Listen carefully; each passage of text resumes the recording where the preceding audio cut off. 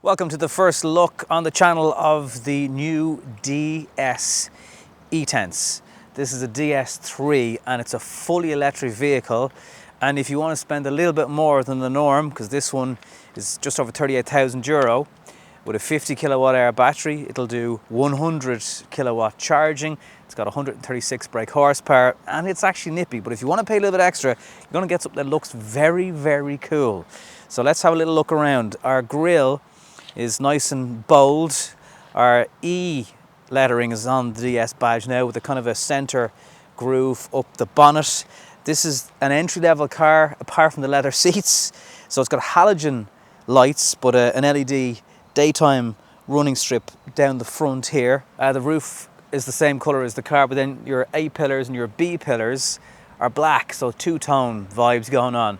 There's a big cutout that kind of adds on to the side of the rear doors, and it does cause a bit of a problem. I'll explain when we're driving in a second, but it's very unusual looking, very distinct looking. Pop-out handles, you've got to manually push them, but there's a bit of electric resistance on them as well, and the way they pop out, well, everyone's trying to copy Tesla with that, but it's nice, it looks good. Don't know if any of the rest of you think it, but just around the side there and the back kind of reminds me of the Honda E, which I love, but it's a polarizing design, so I'm not sure if this will be the same. It's curvy and nice looking. We do have little sills on the side, stop the trousers getting dirty. I actually don't care that much about my trousers getting dirty, but I know people do. And this version of the car is sitting on two-tone black with bits of diamond cut. They're 17-inch alloys. They actually look all right in the car. I don't think they need to go any bigger. Nice comfort off them as well. Unless you're going over really hard ramps, then it's a bit firm. These rear lights look better than the front anyway, because it's quite unusual to see cars with halogen headlights these days. You've got Crossback inscribed here, DS badge. I think that's, well, apart from the front, but that's the only one. And then E-Tense across the back and DS3, because that's the model. There is petrol and diesel versions of this car too. The boot release is down here. Never a fan of that because it always gets so dirty. An electric tailgate would probably make that a bit easier. I'm not normally one for notes, but just because I'm just getting used to the car here. So it's got an 11 kilowatt onboard charger and accelerated charging. Not all wall boxes will be able to do that speed, but it just gives you options. Options are always good. Some underpinnings including the battery with stuff like the E2008, the Mach-E. So the boots are around about that same size, but down here you do get some small areas for storage, and we have a couple of hooks to tie down things to, and an LED light. It's quite a light boot, so if you don't want to bother with getting an electric tailgate, that's okay. I do love those lights. I like the boot spoiler, comes out nicely, and the privacy glass is very, very dark. I think overall though, it's a good looking car. C-pillar here is in a different body colour to the car. CCS charging, just one port on the car, so you can do your faster charging there. 80% in 30 minutes using 100 kilowatt charging, and obviously it'll do 50. Good to have the 100 as standard though. So if we go for a black interior, it is quite dark in here. Those windows, that's going to annoy kids. It's like half the way down here. So that's the design on the outside of the car, and when you're driving it creates a bit of a blind spot when you're checking over your shoulder. It is cozy. Legroom is, it's all right. These are going to have to be raised up, these headrests. Yeah, it's comfortable like that. There is a middle seat. There is a bit of a hump in the floor because it's not a ground up EV. There's no armrest here either. Pockets in the back of the seats. Like the E2008, the rear space for those bigger child seats. If you have the option of pushing your front passenger and driver seat forward, you'll be all right. If you don't, it could be a bit snug. But they do have little cutouts in the back of the seat as well, just to help with the space. And head height, no problems there. The door pockets actually slide backwards rather than down. A few little things are different in the car, which I'm on board with. It's a good thud off those doors. They feel heavy. Inside, it does feels pretty nice.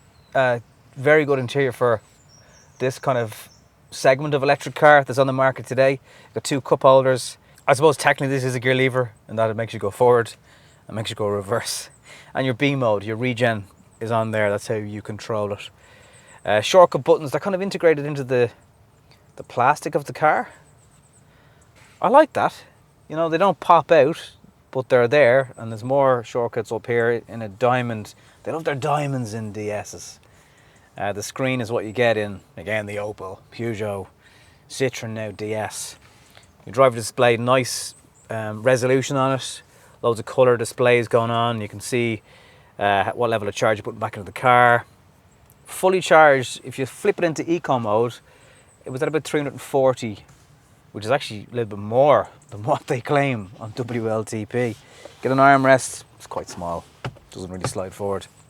One USB charging point here, there's none in the back by the way, and there's a 12 volt. And these, again, sharp edged buttons for locking the car, driver's window, all your controls are here. And your engine stop start is a nice big red button here, although engine, motor. People get very upset when you get these things wrong in electric cars. The cruise control, again, is the one that I have issues with in certain cars, but the design of this steering wheel means you can actually see it. So if you're trying to set your cruise control, at least you can physically see it, which is always a good start. Nicely edged rear view mirror, and again, height in the front. My seat is all the way down, but it's good adjustment. If you like sitting higher in the car, then you can do that. You can raise that up, push it in. It's good adjustment on that. Good adjustment. It's kind of, well, they're actually, no, they do. They have an extra bit for your elbow here. You can hold on here, stick your arm here. There's like 3 different areas for you to touch points in the car. Interior though, it's nice. It's snazzy. Certainly quiet.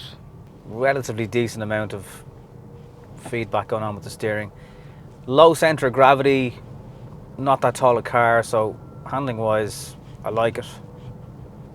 By the way, I forgot to mention, if you do need extra child space, there is an Isofix in the front passenger seat as well. So fully charged in eco mode 340, slap it into normal mode, you get 320ish, and then there's also a sports mode, which will shave it under the kind of 300, floor it. You're not really wanting for power. You know, the acceleration on it is pretty good. Bit of noise over the pillars, not hugely. It's not as, I don't find it as insulated as something like the E2008 or the Mokka. The Mokka E is, I don't know what they've done with that car. But yeah, you can kind of hear the wind crashing over the pillars at times. That's the big lumpy blind spot thing. So it's just that whole B pillar is big, and then that design of the rear window will restrict your view a little bit. Brisk pace though, decent handling. The brakes, some electric cars kind of, it's a real, I don't know, they're a bit grabby. I don't find that with this. You do have to stand on it to really kind of feel like you're getting somewhere.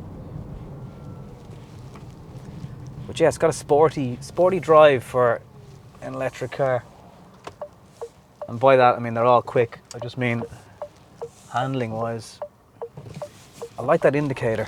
Thanks for letting me out there, missus. I like that indicator. It's just a different click to what every other indicator sounds like. It's been someone's job to go, can we make the indicators sound different? I don't know where that person is from. They're not Irish though. These seats are pretty comfortable. I know DS and Citroen, they're into their seats.